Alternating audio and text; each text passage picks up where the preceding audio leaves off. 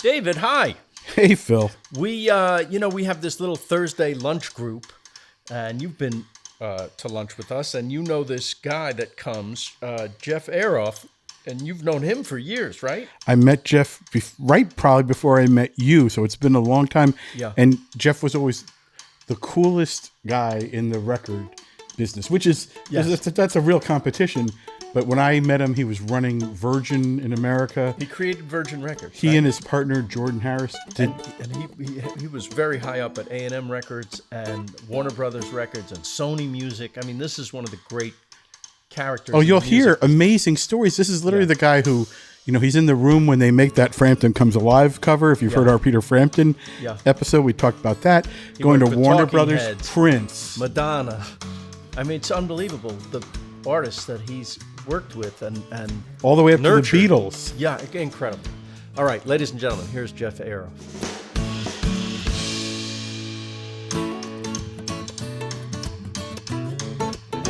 Let's spill the beans, chew the fat, food for thought, and jokes on tap.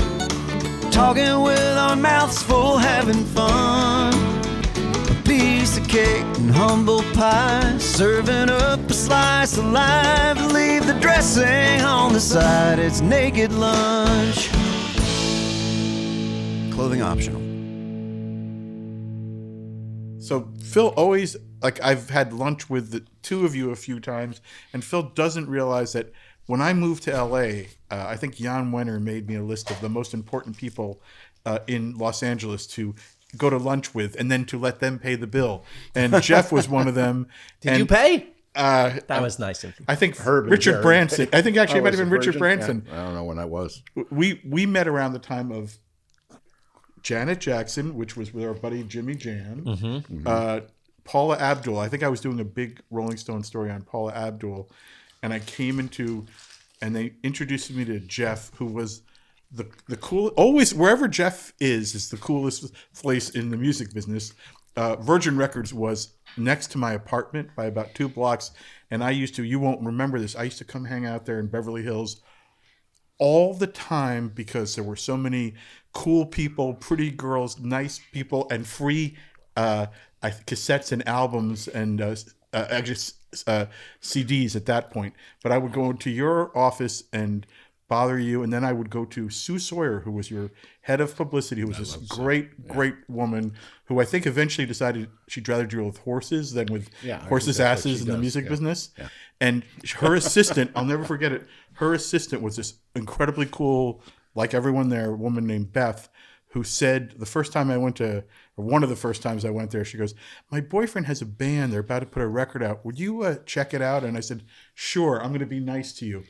And it said Pearl Jam. Oh, boy. I put it on, and I went back, and I said, "Your boyfriend is a singer?" I said, "He's amazing. He's going to be big. This is amazing." And she goes, "Thank you so much." As a result, I got to know Eddie, and he still remembers this, and appreciates it somehow. Yeah, I mean, that was also the Rock the Vote era, I think. And so Eddie used to sleep in her office at night. We didn't know that. He used to, sometimes, I don't think he lived there, but he'd sleep in her office. And then, this isn't from my actual knowledge. I didn't see him sleeping. I don't know anything, but this is the lore that was told to me.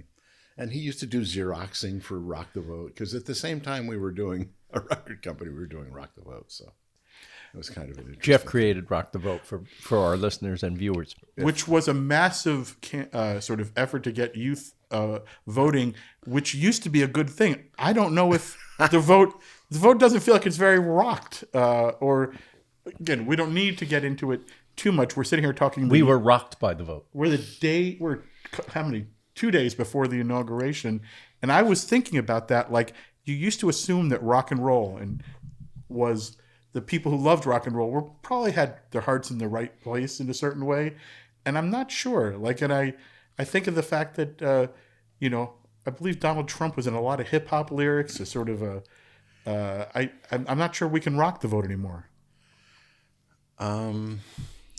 Yeah, since the pimping of music, everything becomes something else. Rock the Vote was logical because it was during an era where rock and roll was important. I still think it is, and I still think, they still Rock the Vote still exists.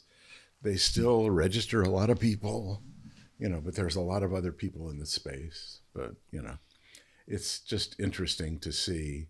I think I'm not going to let this come out of my mouth, so I'm not going to say what I was going to say. I think Trump figured out something that the Democrats never figured out, and it was wrestling. I think that his whole regime is based on sort of a MMA motif. He's got people in his cabinet from that. He's got people who, and if you watch any of that, it's one of his rallies. And he, there's footage of him in the ring, doing all his shtick before he was president. And I think that's what he understood that the Democrats haven't a clue about. It's that same thing as stock car racing, all of the, what you might today call MAGA sports, he figured out and ended up combining the same ethos as MMA. It's irreverent. He's a stand-up comedian when he does his rallies. I think it's... He could be funnier. Well, of course he could be funnier, but they wouldn't elect a Jew for president. No, of course not. He's not Jewish? No, so... by the way... The real family last name is Drumpf. Well, let me say a few things. By coincidence, Phil and I both listened to a podcast you had done.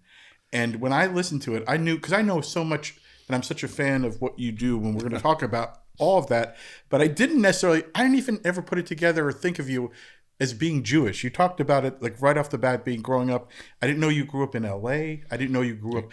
Didn't grow up in L.A. I grew up in Culver City. Well, exactly. Which is a big difference. Is it? If you look at Culver City now, it's not the Culver City I grew up in, but it is it's a separate city. Separate school board, separate city council, separate police department, separate fire department. I didn't know you grew up right next to MGM and you were on the lot a lot. I used to be a mailman in Culver City, and I delivered special delivery stuff. So I would deliver stuff. Who'd you meet back then? Nobody. Because I was a mailman. I walked in, but I would walk around the lot. Yeah. Well, Did you see sets of movies that we know? Yeah, well, I grew up looking at a movie set. So if you walked out of we lived in a track house. Yeah. Between the two lots, because the whole area that is now called, I can't remember the name of it, Raintree. Yeah. And there's West LA College. That was the back lot. That's the lot where the house from Gone with the Wind was, Tara. And it was still there. We would jump the fence and run around. There was, I think, a lake for some reason. Yeah. That might have been from Oklahoma. Why would it be a lake? I don't know what it was. And all on Jefferson Boulevard were fake facades. Wow. Of the Western town. Yeah. So you could drive over there. Everywhere you went, it was studio. And then the kids, my daughter lives in one of the houses that the Grips and Gaffers lived in adjacent, so it was a company town at some point. It was also a company town for Hughes Aircraft. Right. So there was a lot of kids, parents worked in the studios. A lot of them didn't, it was just there were 5 grammar schools, I don't know. And it fed into one junior high and one high school. So by the time you got to junior high, these are the kids you're going to know for the next 6 years. Sure.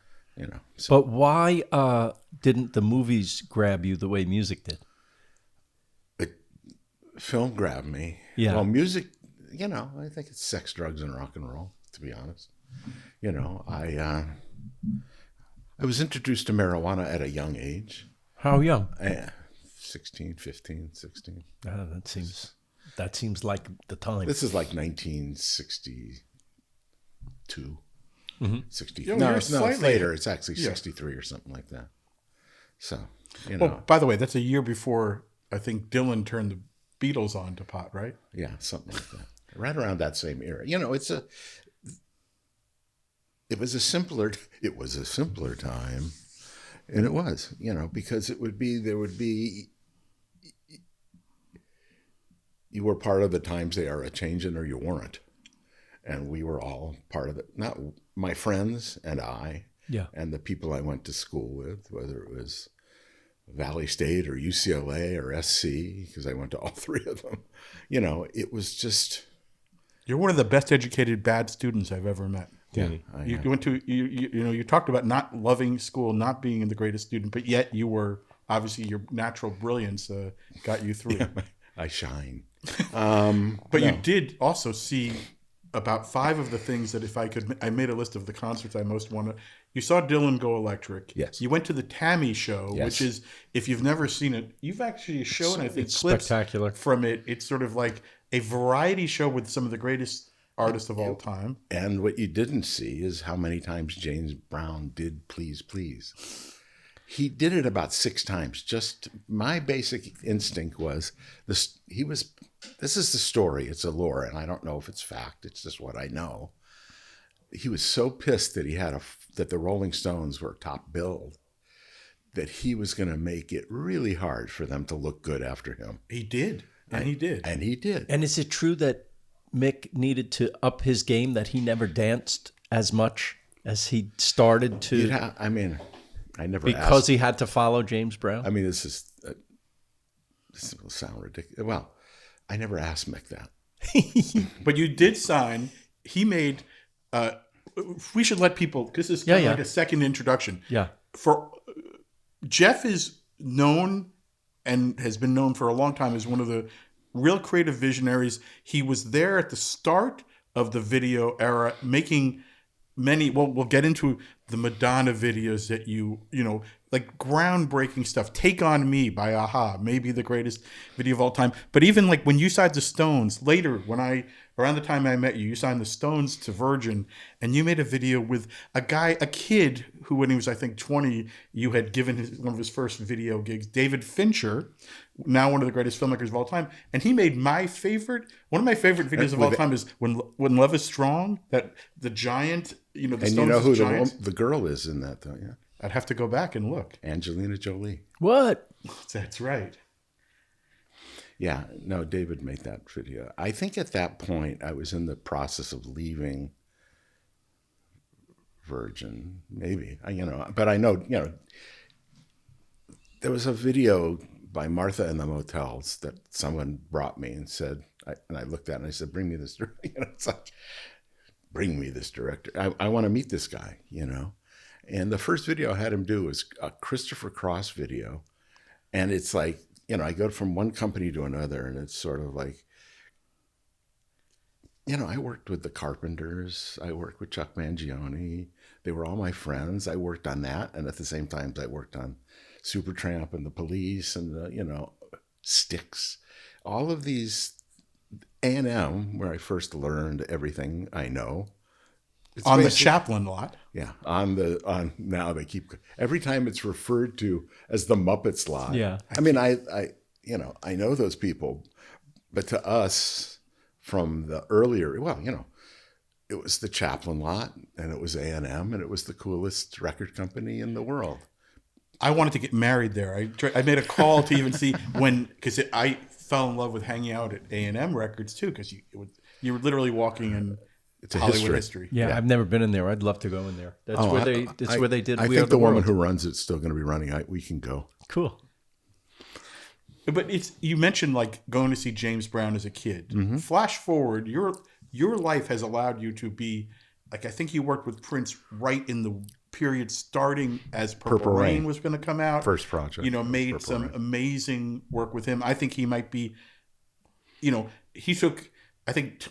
As original as he was watching James Brown too. Oh, of course. And figured out a lot there. Of course. It's, if you look at rock and roll history, you could sort of trace Prince. Prince comes in, it sounds ridiculous, but in the middle. Because, if you look at people after him, everybody tried to take a little bit of him. Lenny Kravitz tried to take a little bit of him, but Lenny Kravitz was a combination of a lot of things, just like Prince was. Prince was a kind of a miracle, to be honest. As a collaborator, because I collaborated, I worked with him in these, like on the Grammy, on the Beyonce performance. We had the meeting with him, and literally got to talk through that, and because you didn't see him talking a lot. He's not like the guy who did a lot of press, yet his mind was fascinating. What was your experience like? Well, he was enigmatic, but that was my experience. He was highly managed. There was always a manager and a great guy.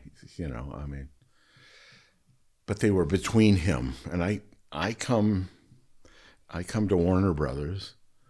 Let me explain some part of my career that'll make sense, because I'm going to mention names and it's going to be like, if you stayed at a record company for 35 years, you worked with only their roster. If you moved every 5 years or 6 years, and you were good at what you did, which people viewed me as good at what I did. I'm not bragging, but I was good at what I did. You'd get to a new company and it'd be like, I'll take this job. Well, I would take the job at Warner Brothers anyway, because there was no place to go from A&M but to Warner Brothers, and then to run your own label. So that was part of my path. So you kind of look at all this stuff, and I wanted to work with Echo and the Bunnymen because I loved them, and I wanted to work with Prince because he had just a Dirty Mind. Maybe I don't know what the album was before.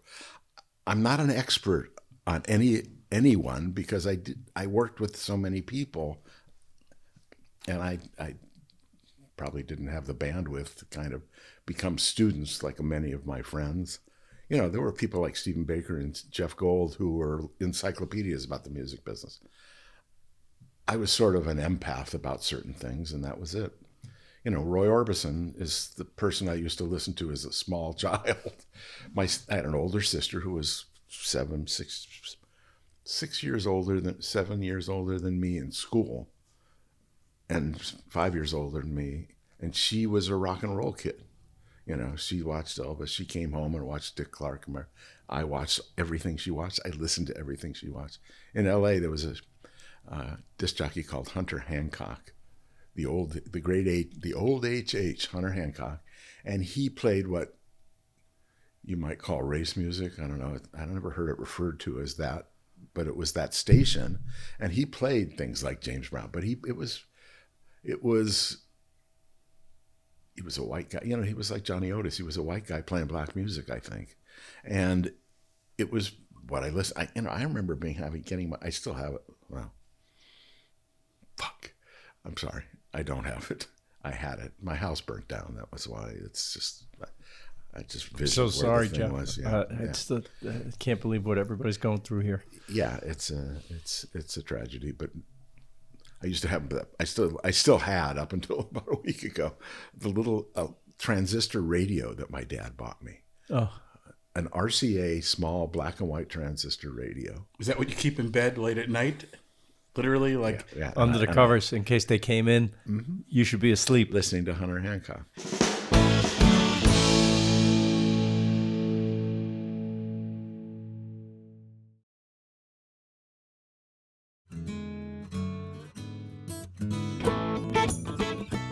Did you? The period is a little later, but one thing I loved about Once Upon a Time in Hollywood, the Quentin Tarantino movie, is the way it got that sense of the importance of radio and radio as a. I don't know if it spoke to you, did that? Because they were covering some of the great LA stations, even running the commercials, which I thought was a master. The whole thing was amazing. B. Mitchell Reed. Yes, I think that's who they were, doing their thing on. In that movie. Yeah, I love that movie. I lived through that. I was a Manson fan. I'm going to bounce around. Please. I'm just going to freeform because that's how I run my life. So I was a senior in law school during the Manson trials. And 20 of us in our class were allowed to do a separate kind of third-year program where you were a DA, you work for the DA's office. I worked for the DA's office in Redondo Beach, and then you work for Legal Aid Foundation of LA. And so I was working for the DA's office, and I got on the list to go to the trial with another friend. Whoa. And I was a law school student with a long red hair and a long red beard. I was at SC. an outsider, but an insider. You're the Mod Squad. Yeah, something like that, but I was the class representative to the faculty. So I was an insider on the outside. What was that room like going in that courtroom? Somebody can go reference this thing. There's the opening to a Sting video that Jean-Baptiste Mondino did, that it's the Russians. Yes. Where there's a giant door that opens up slowly, and it's a film noir kind of thing. And that's what I opened this squeaky door, giant thing to a to the courtroom, and it squeaked, and Charlie and the girls who were in the in the thing all turned, and Charlie gave me like a hey. I almost crapped in my pants when it happened. It was it was like one of those things where Charlie's giving me not a high five, but he's giving me hey, how you doing? Yeah. And it was like, and then I sat there and Vince Bugliosi and the whole thing, and it was just totally weird. Wow. And then I was working for basically an independent lawyer who was the house counsel for AIP. The beach movie people, How to Stuff a Wild Bikini. During that time, right after this, there was an Israeli filmmaker who did a documentary on Manson or something. I can't remember his name. And I got more involved in that kind of stuff for him. I can't remember his name or anything like that. But it was, that movie was a slice of life of living in LA. If you were, for some reason, I had access. It made no sense. As a kid from Culver City who grew up in a track house, my parents didn't have money. I just stared at the studio. When I walked out of the back porch, it was like a stoop. You walk out the back porch of my house, you look straight, there's the sky, and then there's a sky psych, the biggest sky psych, maybe in the world or in LA. The Paramount lot where the water is. It's a thing like that. Yeah, it's a the whole fake sky. So there was a fake sky and the real sky. And the real sky. Yeah. And, so when you grew up in that kind of an environment, you end up being aware of show business and the largesse of show business, and how could it not be a lure? It would be like the internet. If I was a kid that was like that and could write code or something, it's no different of a lure. Simply, and this has attracted all of us from the beginning of time, this is a world that's better than your real life. And so you want to live in that world. Yeah, exactly. But you made it your real life. But also before that, you'd listen to your parents and became a lawyer before you could get into that. That was one of the stories and the thing you listened to. Yeah. I made a deal. My high school teacher in art, last 2 years of high school, I just did art in choir. I didn't, like I said, I wasn't a great student. I wasn't what I liked, I got A's in. What I didn't like, I didn't do well in. Exactly the same. Yeah. I'm exactly the same. You too? Yes. Yeah, and I think it's a very common thing, and then You know why? Because it's very human. Yeah. I don't like this. I'm not going to concentrate on this. Yeah. What I'll do what I like to do. I couldn't do because it's the child also. Yeah. My father was a mathematician. Yeah. And I hated math. Yeah. And we were, never mind. I don't know. These are stories that are more personal. It's not about the music. Well, no, but right, we like it. Yes, your dad makes me, something you said about your dad reminds me of Phil more than anyone, which is, you talked about, you said his religion, he was Jewish, but his religion was the Golden Rule. And Phil talks about the Golden Rule a lot more than religion. And I realize it's all we need. The older I get, the more simple it does become that, like, I don't care what your religion is. Just do this one line. Just follow this one line. Yeah, I mean, my father was raised by, my family was pink, so to speak. I'm what they call a red diaper baby. They're blacklisted, all of this stuff. They had a furniture and appliance store, the brothers. and their clients were all, I delivered a refrigerator to Dalton Trumbo. I mean, and a lot of them, So. Well, and we had the East Coast version of it, both of us, or at least I can say for myself, I think you too. Like, my parents went to socialist summer camp. Pete Seeger would come around and sing folk songs, and I grew up and went on the Clearwater to learn about, environmentalism early on from Pete Seeger would play and that sort of thing. I think it is the traditional Jewish American, like, introduction to. It's what we thought. I mean, I thought it until the last 20 years, because I didn't know any right-wing Jews. I never saw one, never met one. When I grew up, there were no Orthodox Jews in LA of any note, and I had family that lived in the Fairfax district, which was, it sounded like a Jew. I always thought it was a Jewish word, Fairfax. It's Hebrew for Fairfax. And I'll Hold on, let me get my Fairfax, and we can talk about it. So, to show you how much of an LA kid I was. So I had family that lived in, it's this story. I got to remember it. It's a funny story.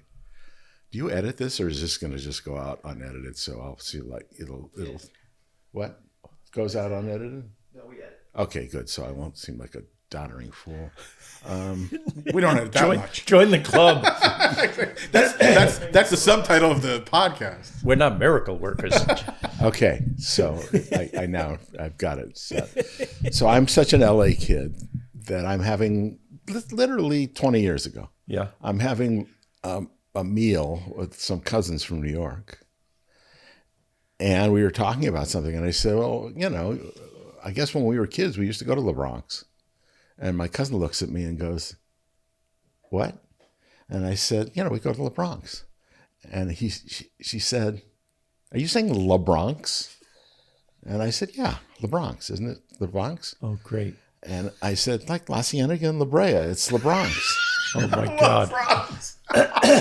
So good. That is the greatest hip hop album title of all time. La Bronx. La Bronx. It's, and that, my whole orientation was, the West Side. LA, you put La in front of everything. Yeah. Yeah. So it's become like a family story. That's really good. You mentioning Fairfax reminds me of a guy, another icon you worked with, and I'm sure it's all complicated. You've worked with Richard Branson, so many, but Mo Austin is one I got to know very, very well. I spent a lot of time with him in in the last few years, and we have something I'll talk to you about later. But Mo told me about his family, getting a break or taking a shot and moving out west to sort of I think it was the Fairfax district. Yeah, no, he went to Fairfax. And him going, opening up his eyes to this world. And then he's discussing this with me from his house, which was, I think, the most spectacular view I've ever seen of us. I think he literally looked down on Spielberg's house, and I don't even know if that is still there. I assume that is still there. It burned. Oh. The whole fucking thing burned to the ground. I talked to Michael about it. Yeah, I mean, there's a lot of loss going on in LA right now. That house was magnificent. It had the art collection. It had Ed. I was talking to him, and I looked up, and I saw one of my favorite paintings by Edward Hopper, who's my favorite artist. And I said, "That's not." He goes, "No, that is." Whoa! And I remember. But by the way, while we're talking about loss, I just want to tell you, I was listening to that podcast where they talked about the books behind you, and I know we don't have to talk about anything, but I picked one of my favorite books, a first edition, that I want to give you for your I know that. So you can put behind you. Oh. This is it's a Sinclair Lewis that I don't think it's precious, but I bought it when I was like young, and I thought this will be good to put in your shelf behind you for your Zooms if you need more my books. whole book. I'm a guy. I am and was a collector, and all of the collections were. Not all of my cars are somewhere else. Thank God. And the one car I wanted to burn didn't burn. It's always the way. And it's like, why did I take the Tesla? I don't want to own a Tesla. And we've discussed this. I don't want to be driving around with anything to do with Elon Musk. And so my wife's car melted because she had one of those i3s. Literally, I haven't seen it. I have pictures of the house, but someone went up there. Our neighbor got up, went through PCAs to get to it, and it's. And your house was a famous architect's house, right? Well, it was a famous house. Not famous. It wasn't one of the famous ones. It was a house done by Richard Neutra, who, part of that circle of leftists, was my Uncle Joe's friend, and who designed our store, the family store, which my two uncles owned and my dad worked at. So, it was, I knew everything about it. It's a Richard Neutra house, and it's called the Friedman House. One of your gifts, because we should talk about your work and your genius. One of the gifts was you made spaces that felt as creative as the people you brought into them. Like the Virgin America office where I used to desperately try to hang out was, I think it was an architect that your wife, Frank Israel, my wife has a master's in architecture, and Frank became a very good friend of hers. And I conjured up the idea about the lot very early on, being there, that it was another tool to help us sign artists. Because when you're an independent label, which A&M was, and which Virgin was, and you don't appear large, like the Warner Building was gigantic and beautiful. The big tall buildings in New York for CPA, all of us here had to create a magical environment, and because it's a spider web. So we created spider webs, every time we started something, because to a lot of people it was like, just move into the building, get some desks and just have a meeting in a nice meeting room. And I wanted to approach the craft, or whatever it was you do as a record executive, as a reflection of what obviously you walk into our place and you think these people are thinking something different than other people. It's much more interesting looking and creative looking, which A&M was just magic. Well, can I give you one example for people who don't, like a previous guest, a wonderful guy, I think you probably would agree, Peter Frampton, who we've had on. Oh, I was Peter Frampton's product manager. Right. You were which means first album cover I did was Frampton Comes Alive. Wow. That's what I was getting to. You and Jerry Moss was your one above you. I guess you're working with Gil. I worked with Gil. Jerry and Herb stood above everybody. They owned the company, and the chairman, co-chairman, Gil. When I went to work for Gil, he was senior vice president of creative services and management. And when as his assistant, when he became president, about 6 months later, he said, "You're good creatively. You run the creative departments." Which means when we talked to Peter about the A&M agreeing to flip the album, that's really you and your team. This is me as a boss learning from the people who worked for me. I'm in the photo studio that A&M had. We even had our own photo studio. It was in the back, and it was it was the shed at one point where they built sets. Yeah. And I'm there with Chuck Beeson or Roland Young, both of them who have passed. And we're looking at the photos, and we see this one photo, the actual photo of Peter. If you look at it, has a spotlight on both sides. That's a fake. The one on the right or left, it's a fake. And we're looking at the picture, and I turned it side. I took a white gatefold package, and we're projecting it. So I'm standing in front of the projector, and I go like this, and I look. I said, "This looks pretty cool." It's just. I did the same thing on Prince. Whatever that album is, Parade, maybe. Yeah, Parade. And the retailers go crazy when you do anything out of format, and I didn't give a shit. And it was sort of like, we're going to do this. And, the sales guys said, "Well, they won't know how to rack the damn thing." And I said, "Let them rack it with the spine down." And Peter's face will go because, how the racking was. Mm-hmm. So Peter's face would be above the wooden barrier at the rack. So you'd go through, you see. And that's a good face. Oh, it's a really good cover. It was really good. I mean, it wasn't me. It was just the first one I was involved with. Take me through a typical meeting with an artist where you have to introduce either a concept for a music video or a cover. And what is that like? And do you, I mean, so many questions, but I've dealt with artists. I've been an artist loosely. I'm using that term loosely, where I need to, the studio's almost my adversary, and I just got to try to get my vision out there, and they're going to do everything they can to stop that vision and impose their will. So now I understand what it's like to be a little bit in the other position. You want the artist to flourish. You want to be a facilitator, but you also have learned some things that the artist doesn't know. That's a really good way of putting it, actually. So you probably have a million examples of things that have gone really well and things that have gone really bad. Oh, I bury the bad stuff. I don't even remember it. Oh, that's good. No, I do. You're only known for the things that you did well, not the things you didn't do well. And I did a lot of things not well. Not a lot. Okay, one of each. Well, one is a video story and the other. That's fine. I did an Aerosmith album called Done with Mirrors. Yes. Because it was all about like the cocaine. The cocaine they had done. Yeah. And I did it all so it was backwards. Okay. And it was like people wanted to kill me. The Aerosmith logo was back. There's a reflection in it. Yes. And it was just sort of like, an up your ass idea. It was a good idea. We pulled it off. Band okayed it, but it was not. When you say the band okayed it, the first time you show them their logo backwards, do they go, "That's cool"? Or do they? I actually don't remember it. It went out, so it must have been cool. I don't remember the details of that because they were on Geffen and Warner's owned Geffen, and they called upon me at times to do work with them. Yeah.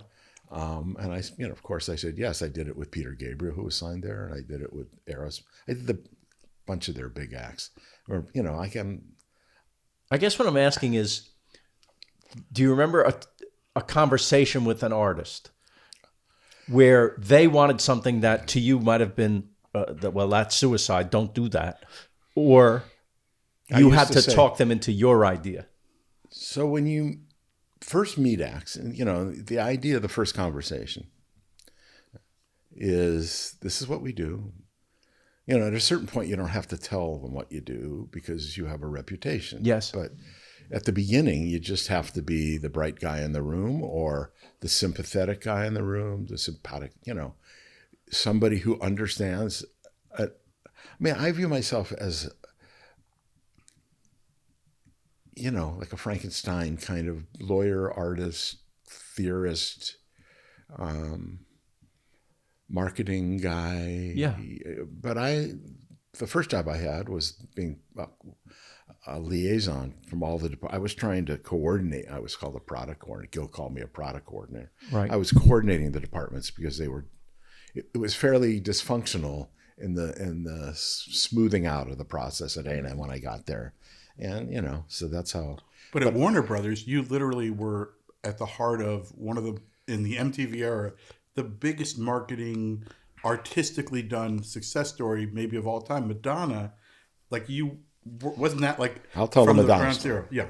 People find out I'm coming from A&M. I had just finished the Synchronicity album with the Police, which was the biggest launch of an album Amazing. ever. Amazing. Yeah, I remember. Because I did it like a film. Yes. And I did You made like a trailer. I made a trailer. Oh, so you heard this. I was your audience. So there's a trailer, and I had a very good relationship with MTV because I did a lot of videos that were really good, and they were also people who were my friends, who became my friends. They were, Judy McGrath, Tom, all of them we were actually friendly, because that happens in business. You end up. That's how good promotion guys get songs played. They have, I didn't do it calculatingly, but it worked out that I could pick up a phone and say, I'm sending you something overnight, watch it and tell me what you think, and I would do that all the time with videos. So Madonna, Seymour Stein, may he rest in peace, call me on the phone, and it's Seymour Stein, and I'm like, I'm a middling pisher, and there's Seymour Stein, who is like out of his fucking mind, but a genius like no one, like, you know, like a savant. And he goes, I got this act I want you to see. Can you come to New York? And it was like, sure, I'm going to the new music seminar, the second year, first year, maybe. I don't know. I think it's second year. And she's doing a track date at the Mud Club, or one of those. Mud Club? What was the one on top? Danceteria or something? Yeah, maybe Danceteria, one of the two. We ended up doing our New York offices at Virgin in the same building. I'll go. So I go to this track date. She's by herself, maybe with two dancers. Maybe one of them was her brother. I don't really know. And she does this track date. Literally just someone pushes a tape and she dances with a dancer or two. And in a dance. I kind of think she's magic. And everybody's expecting me to be the rock and roll guy because of the Police albums. But there was, you know, if you think about the nature of how you market anything, I used to, you know, I had to establish some sort of philosophical view of how I was going to do this. And in order to define it early on in a discussion with somebody, I came up with the fact that if I can't get my assistant, who I would have called secretary at the time, to fall in love with something, then I got a problem. And then if I can't, you know, to a certain extent, the first people, you got a record company and there's, let's say it's 100 people. When an artist is signed, there's 5 or 6 or 7 people who know it and have met the artist. The rest don't know it. The promotion guys don't know it. The sales guys don't know it. Yeah. You know, it's just the creative people are the first people to interact. Mm-hmm. And one of the first things that needs to be done is an album cover and the visualization. And I would do stories in my head about who this is and what the market is for it. And sometimes I would tell the artist what I thought, and sometimes I wouldn't. And sometimes in the discussions about doing the visual representation of them, we would have a dispute. Or, you know, it's like when I work with Talking Heads, David turned me on to people. I turned him on to people. You know, I turned him on to Stephen Johnson, who did a little piece of Burn Down the House, who I then subsequently, this is another thing, this is a band signs, here, this is a failure kind of thing. A band signs at Warner's, it's not a failure at all, they were a good band. They all went to UCLA, I think, or one of them did, and one of them had a friend named Stephen Johnson, and you know, it's like, I got a friend who wants to do the video, and it's like, I'm rolling my eyes, like, okay, because 99% of the time, it doesn't work. Mm-hmm. This guy was the exception. Mm-hmm. Stephen Johnson did this film, and I just went, oh my God, this guy's great. Bring him to me. I'd like to see him. Well, he ends up doing Sledgehammer. He does Sledgehammer. He does Big Time. Yep. Those two big award-winning the stop videos. motion ones. Well, they were an amalgam of many things. Yes. So there's an interplay. I remember when we did, you know, Every Breath You Take. My friend Leslie Libman brought me a film by a French photographer called Jean Milly, and he did a Jam and the Blues. It was a black and white, you know, bebop thing. I'm trying to think of a guitar player. It's all black musicians. It's very much like Every Breath You Take. So I go to Montserrat. You know, this is the exotic nature of a job. So the police were recording at George Martin's studio in Montserrat. Right now you'd say, so I did a zoom to Montserrat. Yeah.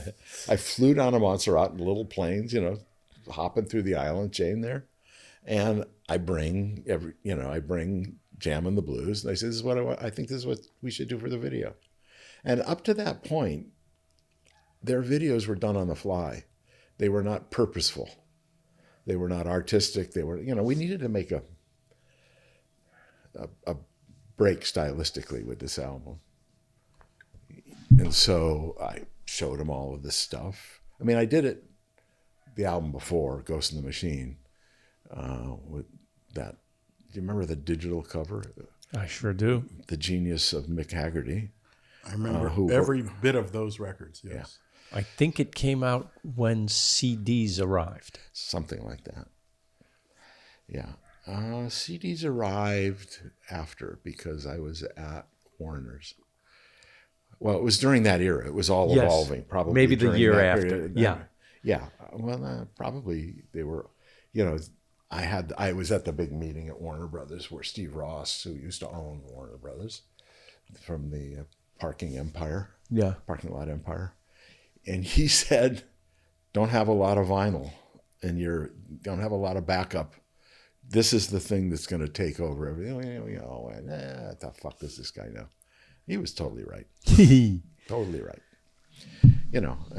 That's a lot of that happens when you're busy doing what you do.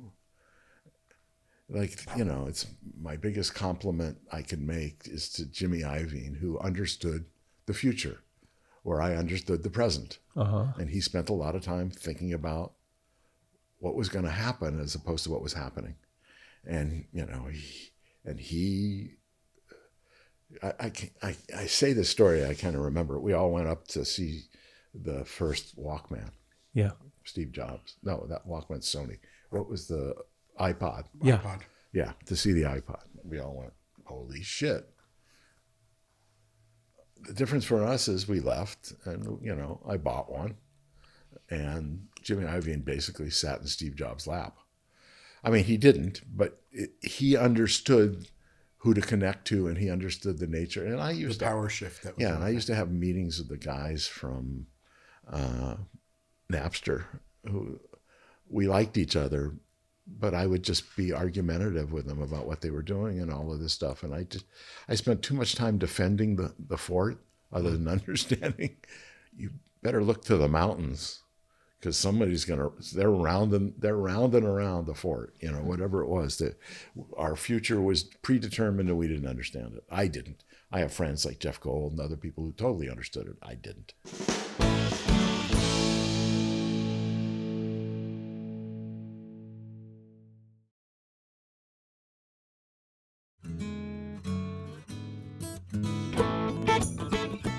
Do you think there's anything better today about the music business than when you were working?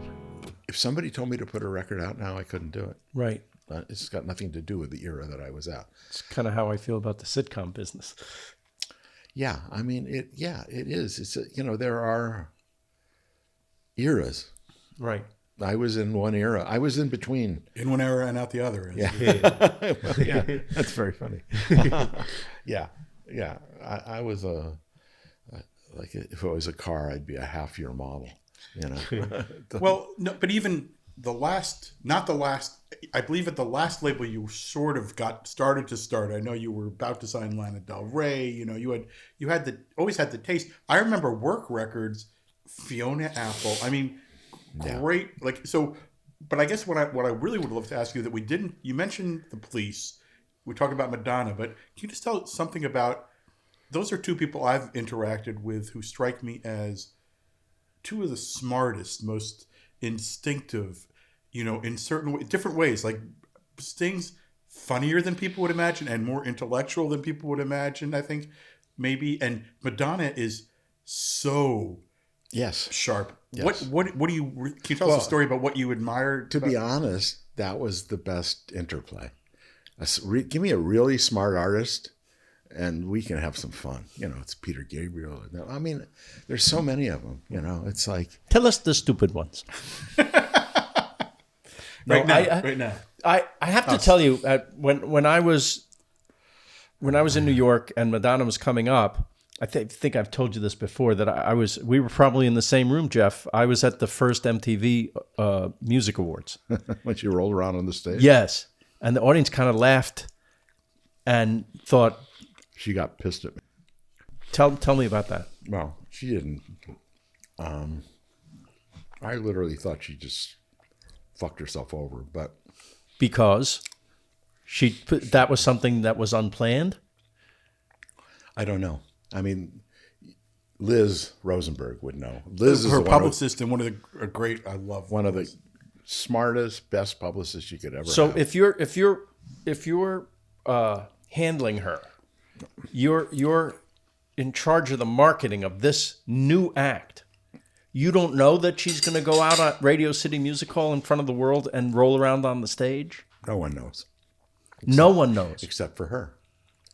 Really? And I don't know that she knew that she was going to do that when she walked on stage. What? There's no rehearsal that you get to go to and take a look? I didn't go to the rehearsal. I've got You have things to do. there's one artist, Yes. and I've got 20 I'm working on at one time. So Why is she pissed at you for that? Because I told Liz, well, I don't know if she is. Liz was pissed at me because I told her that was a fucking fiasco, and what the fuck was that about? That's what I was saying. Yeah, in the audience, up in the top. I wasn't the only one. I don't think it hurt her one iota. It probably, it's like, She got attention. there you go. because I was at Rolling Stone at that point, or about to get to Rolling Stone. I've never seen any. I think she was the greatest genius I've ever seen at keeping public interest. Donald Trump. Yes, By the way, there is a comparison. Yes. Yeah, he rolls. I'm waiting for him to roll around on stage, but that I want to see. So Madonna.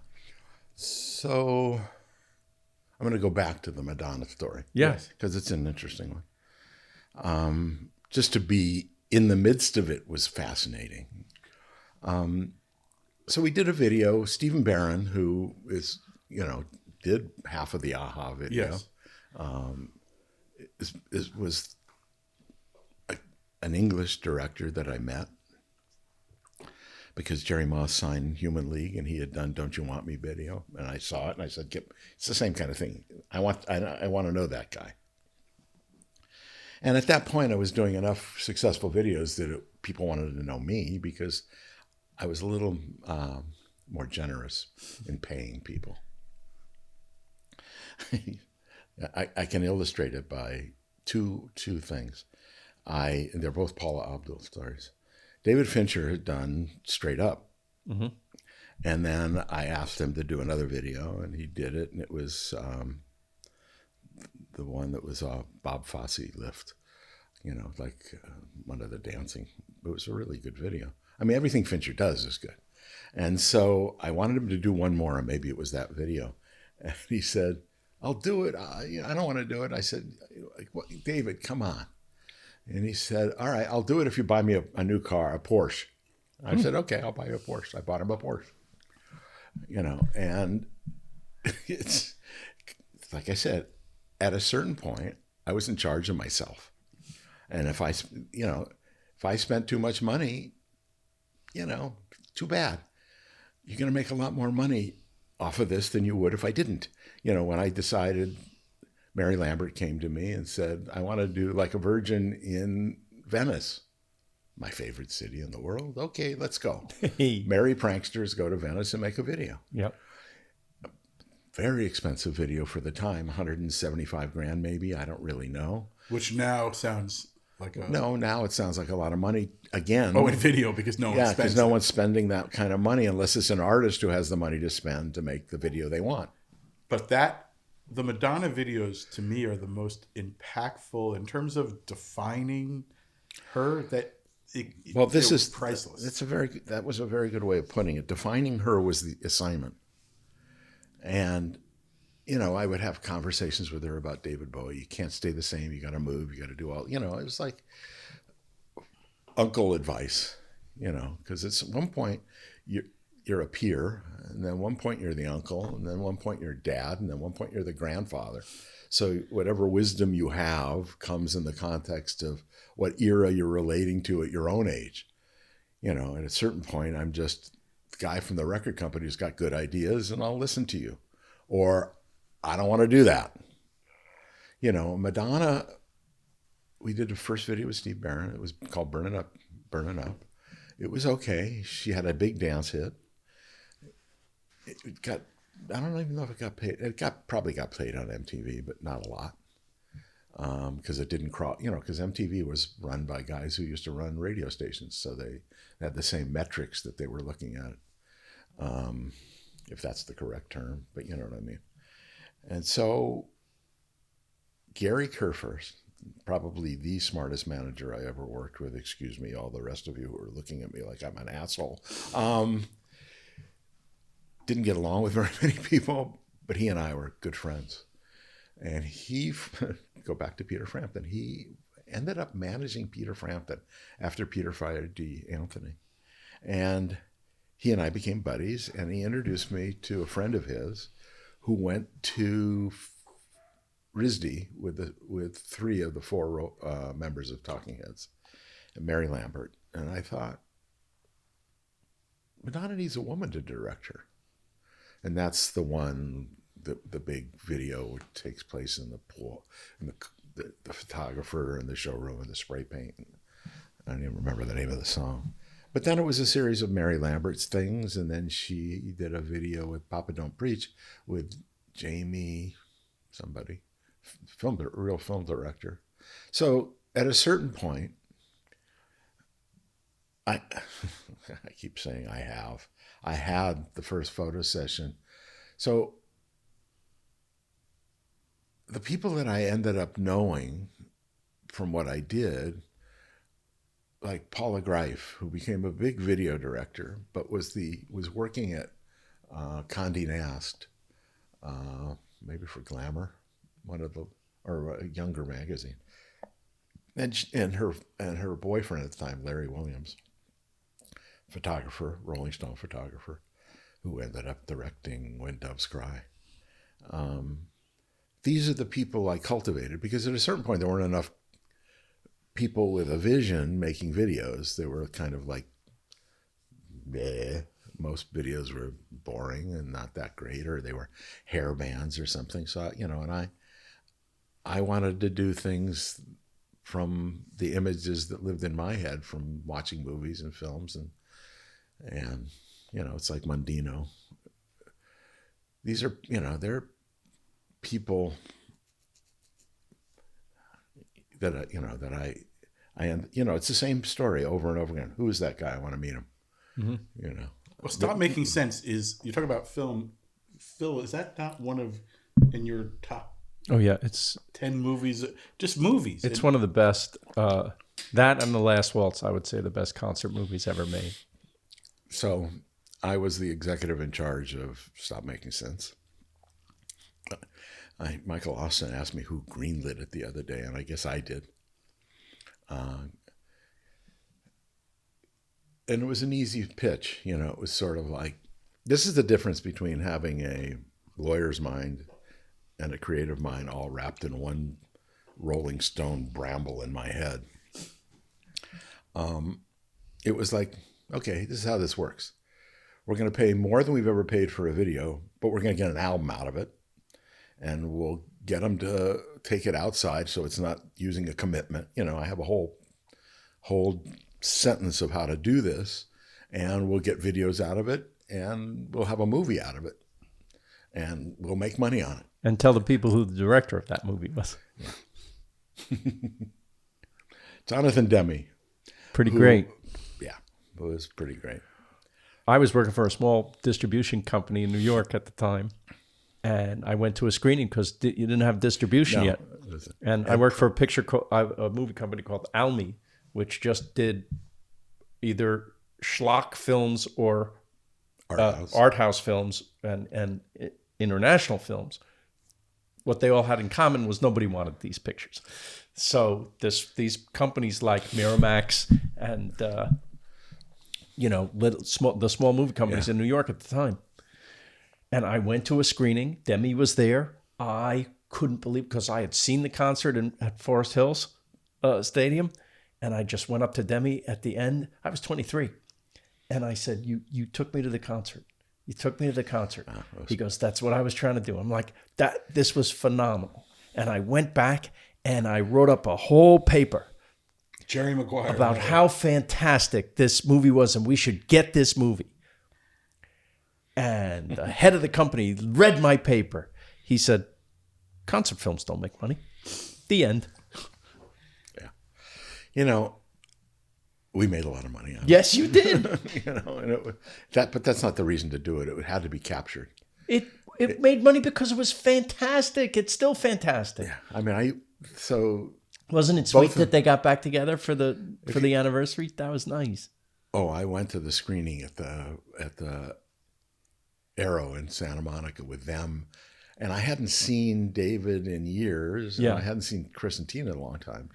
You know, we were all pretty tight. We were doing good work together. Yes. You end up being liked by the artists. Yes. You know, it's not like the Well, you record served them exec- well. Yeah, And it's you not- listened to them. It's not like Artie Pupkin where you got to go kick me in the ass. You know, it's just sort of like you end up being part of the circle, Yes. and you were excited about that. And I got to be the part of the circle for a lot of huge people. Which is what attracted you to it in the first place. And then you got to live a dream. I did, and I had a job better than anybody else. I'm not, you know, I mean, in my worldview, and my wife's worldview, and my kids' world, you know, I had fun. That's I the had point, fun. isn't it? I had fun. That's and the I did point. creative work. Yeah. Well, to give you an example, like there's to my kids, maybe to your kids, Lenny Kravitz is now like a classic rock icon who happens to not age, which is good. But I literally Doesn't hurt. I literally can remember when, you know, he was a friend of Pam Adlon, who's been a guest on the podcast. He was like a kid hanging out in LA trying to make it as Romeo Blue or whatever it was. Yeah. That you, Jeff and Jordan, we should mention the Virgin Oh, part yeah. of this success story was a lot of your story was with a partner who really, you know, an important part, I think a very good close friend of yours to this day, right? My best friend. It's like my brother. But you guys, you were the first ones to believe in Lenny and invested him, right? I had worked with Prince. I had seen Jimi Hendrix light his guitar on fire at the Monterey Pop Festival. I had seen... You were literally there, right? I was 20 feet away from him, higher than a kite, looking to my cousin who was standing next to me saying, that motherfucker just light his guitar on fire? Everyone who was there says that was the greatest, whatever fuck Woodstock, that was the greatest moment ever of the hippie dream. Well, Was because it? if you were reading Rolling Stone and Cream, you knew there was a guy named Jimi Hendrix and he was going to come to the Monterey Pop Festival, and it was like, and he had to follow the Who, or the Who followed him. It was something that it was like Was the the same Who- kind of thing as James Brown and the Right. Rolling Stones. Was the Who smashing their instruments at the time? Of course, yeah, So he had to top it by lighting his on fire? exactly. Is that really? Yeah. I mean, I don't know that it was purposeful, but that's what it But that's appeared to be. showbiz. This I mean, guy does this. You got to do something bigger. I mean, that festival, God love Lou Adler. And Lou Adler was always I want to be Lou Adler. You know, he knows this about me. Lou Adler was always the North Star for me. You know, this is a guy who could. I get my job at A&M, and my first office is there's a big sound stage, and then there's offices built on the facade. And so my office That's is, the We Are the World soundtrack, by the way, for Yeah, people who totally, don't. yeah. That's where you check your ego at the door. Yeah, so Quincy's first person I meet in the music business. Well, I was a music lawyer at that point, but for about 10 minutes. But, you know, I walk up to my office and the first person who shakes my hand is Quincy Jones. Oh, come on. Oh, yeah. Starting at the top. I was friends with Quincy for his that 45 years. So, yeah, I mean, it was, you know, that era in telling stories. It's sort of like, so there was an artist named Franklin Ajayi who was a comedian who was on A&M, and his manager's name was Wally Amos. And Jerry Moss liked him so much, he gave him an office in our building, and he was the next person I met in the music business. Famous Amos. The greatest cookies of the And era. he used to make the cookies and bring them into the office. What? His whole art was designed by the A&M art department. The peanut butter cookies were made for me. I said, can you make a peanut butter version of this? And he would bring in a different version of it, and then he got it. And it was like, this is the best peanut butter cookie I ever had. Yeah, so A&M was a magical place. They had fairies running around. That sounds like the best part. Yeah. Oh, but So you mentioned this with Lenny Kravitz. So having seen Jimmy, you tell me how because you recognize Lenny Kravitz. By the way, that he went out there with, instead of Romeo Blue, with Lenny Kravitz. To me, is the coolest thing. Well, that was in history, because I thought it was the hook, and everybody thought I was nuts.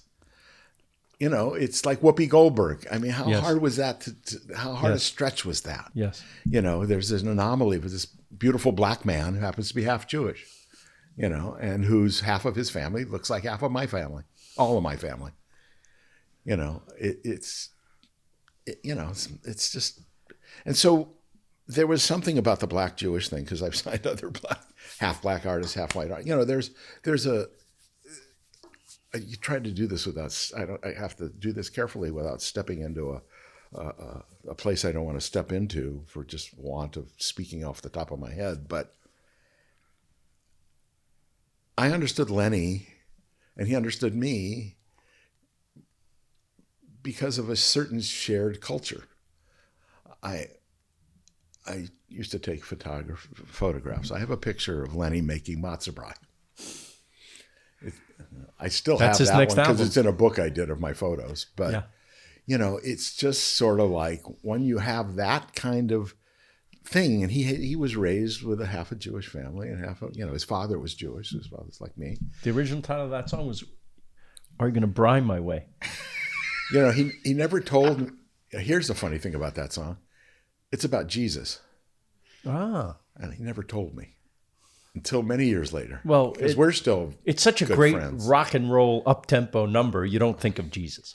No, not at all. Especially the way we did it. And that's Mark Romanek, who's another. Yes. Maybe genius. if it was very slow, you might think of if Jesus. you look at the pantheon of directors, I got to work with them, or I helped make them be who they were, or Mark Romanek is just a fucking genius, just like Fincher. You know, these guys are bigger brains than we'll ever have. By the way, before we have to wrap up, you said on this. I thought I was doing 12 hours. You're fantastic. You can come back. You got a lot to say, and that's worthwhile.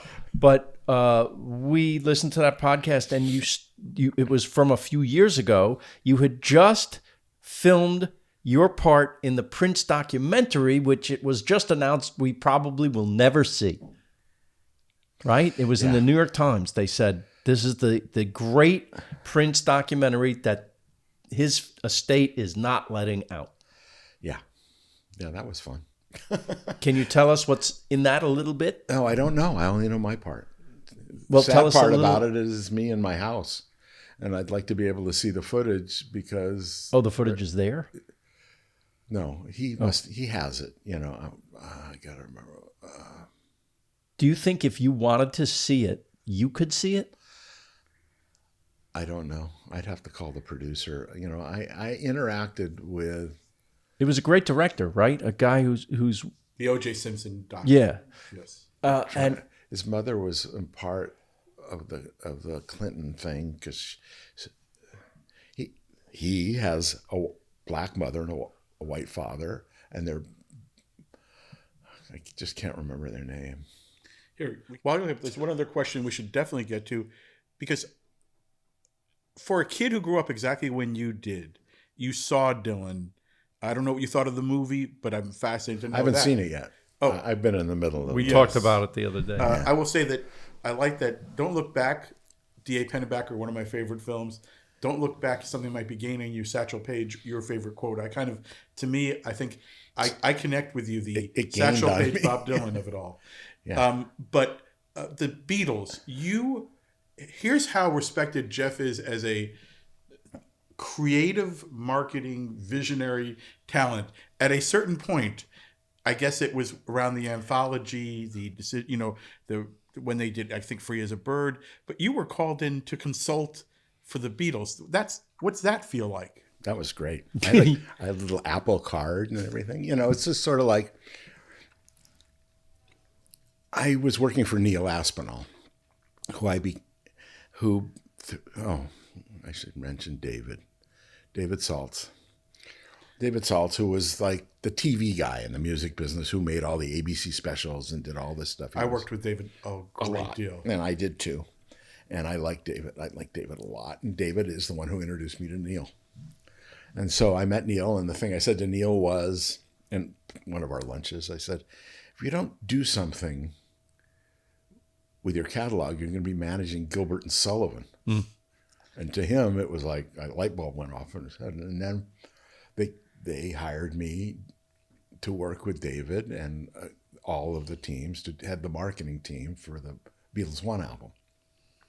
So I worked on all that and all the spots and all the things that we did for that. Which was a massive biggest Beatle album ever.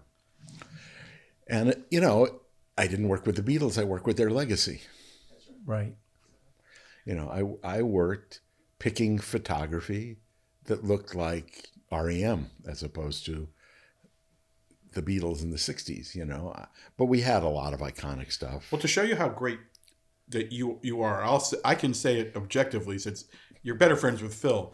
But I will say that, like, when I grew up on the Beatles in the 70s, I bought terrible records that were marketed and looked like shit. Like, there was one called Rock and Roll Music that looked like a American Graffiti, you know, well, that 50s was thing. John Lennon's solo record, isn't it? No, not John Lennon Rock and Roll. There was a. It was. I had that record. Beatles rock and roll music. It was all. It was all their up tempo.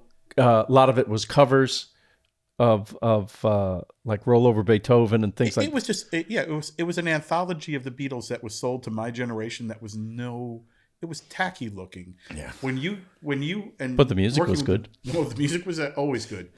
But when you worked with the Beatles, you know, it's been great to see them. The projects, I think they've really done amazing things. Yeah, I think Jeff Jones has got the beat. He's been doing it for a long time. You know, it was when you can say that you worked with Madonna and the Stones and Paul Simon and you know, Graceland. Did you do the Chevy Chase? You can call me Al video. Okay, this was the failure story I was going to tell you. Stephen Johnson just won Video of the Year for Peter Gabriel. I hired him to do You Can Call Me Al.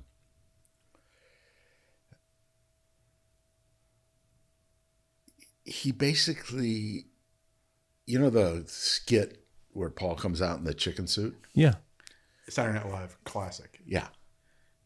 It's a variant on that, and it couldn't be shown. To me, he didn't have a problem when he did the Talking Head stuff. And when he did the Peter Gabriel stuff, he won Video of the Year.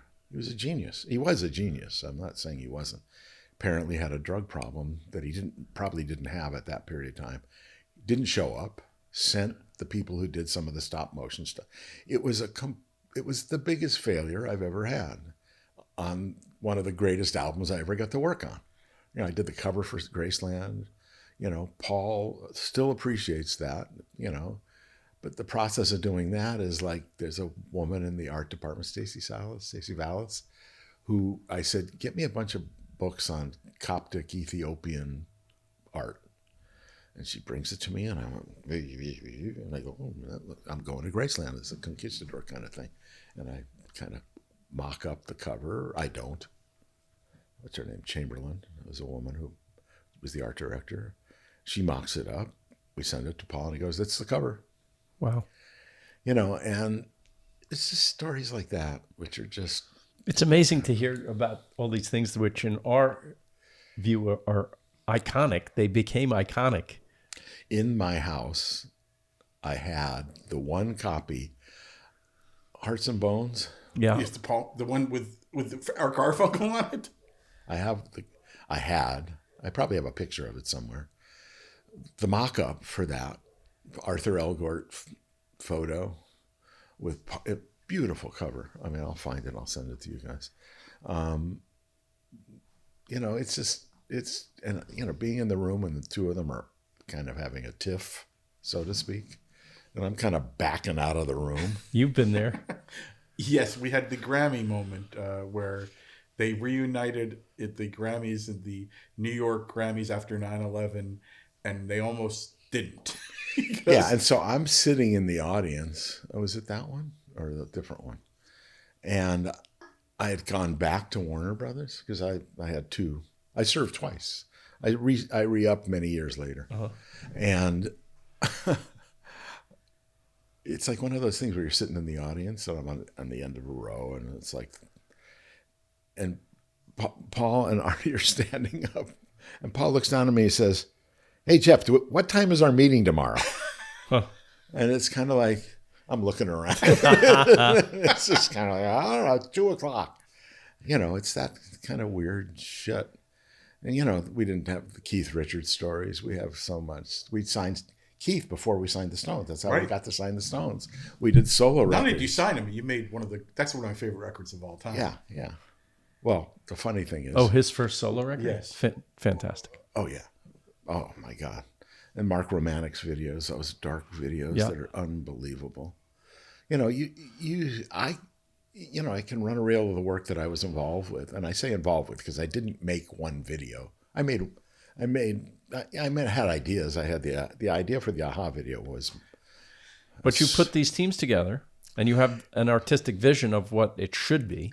Yeah, I met those guys, the Aha guys. Probably since it's such a popular video, I should do a little spin on that if you want. Go ahead. Yes, I don't know how much one of my time favorite. It's my favorite video. All right, so my good friend who died a year and a half ago, John Bugh, who worked for Lou Adler. So John and I had offices on the opposite end at A&M because Lou was at A&M. It was great when Lou pulled in because I always looked to see what car he was driving and what beautiful woman would get out. I remember he had a BMW M1, a white one, and he got out, and it was, who was the Swedish girl woman he was dating? I don't know. Unbelievable. Like you're standing there like going, oh, how did this guy get away with this shit, So where was I? Oh, the Aha video. So John, who was kind of like a scout, he was like, oh, I got something. I got to show you something. He shows me Michael Patterson's student, I think it won a student Oscar or something. I don't really know. It was an award-winning film called The Train. No, that was what we used it for. It was, whatever it was that style. And it was rotoscope. Yeah, rotoscope. I used to have a bunch of the sheets from that video.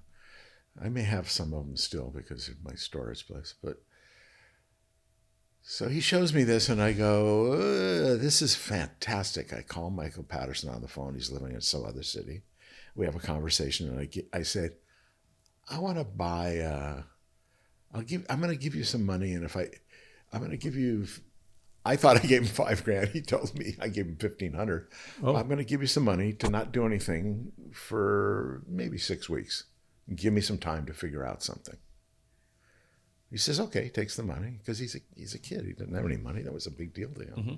And it was like, John is, hyping me, it's like, oh, this guy's, he can do maybe. So Andy, you'll know that Andy, the A&R guy who was in England, who ran Warner, English eccentric who ran Warner, entered Wickham. Yeah. Andy Wickham calls me on the phone and said, I got this band. We've released the single twice. I still think it's a hit. But I want you to come, when you come to England, I want you to have a meeting with them. So in walks the guys from Aha. And it's like, how are people this good looking? The lead singer might be the prettiest face. He is. In either, yeah. I had spent years working with Sting, right? Who was like working with a female act physically, right? Because he was so good looking, right?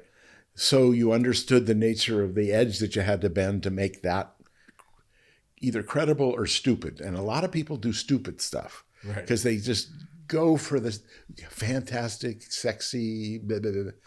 I knew if I did that with this band, that it'd be like Wham.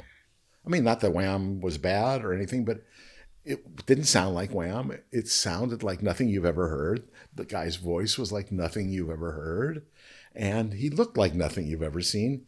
And so did Mag. And so, so did Paul. So it was like, okay, how do I do this? And then I remembered the Fleischer Brothers. I mean, if I'm telling you how it assembles in my head, Yeah. the Fleischer Brothers cartoons. Are you familiar with them? The Inkwell one and all of that. So that's what I have in my mind. Right. I have this guy, and then I don't know this guy, but I do know Steve Barron. So I call Steve and I said, I sent him the animation and I said, I want you to work with this couple, because it's a couple. It's Michael and Candace, Michael Patterson, Candace Reckinger. And I got this idea about, the Fleischer Brothers coming out of a magazine, a comic book. And then we introduced the actual look. So you get to see this beautiful person, not cloying, but cloying later in the video. It took 6 weeks, 2 months, I don't know. Every individual piece of rotoscope is on paper. Sure. This is like old school rotoscope. Yeah. And then, we go to England, we film the live stuff, and they send me the roughs, and I'm like going, holy shit, this is genius. And it was the first 2 billion views later. First breakout video in history. And the amazing it made MTV. It is when you think of MTV, you think of that video as the first one. A certain generation probably does. But I'm in that generation. And I remember years later, you mentioned Wham, funnily enough. I was covering Rock in Rio like 10 years later or whatever it was for Rolling Stone.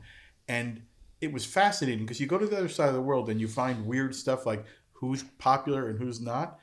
Wham, I believe it was the last time Andrew appeared with George was at this Rock in Rio that I was at. Uh-huh. And that got a decent reception. New Kids on the Block, who were the biggest act in America at that point, got a decent reception. The biggest reception? Aha. Who, in a lot of the world, are like Roxy Music, or they're a like progressive rock, cool group. They sold records for many, many, many years after our blip. Yeah. Which was unfortunate. I had left. I don't know what I would have done with the next albums because I never listened to them.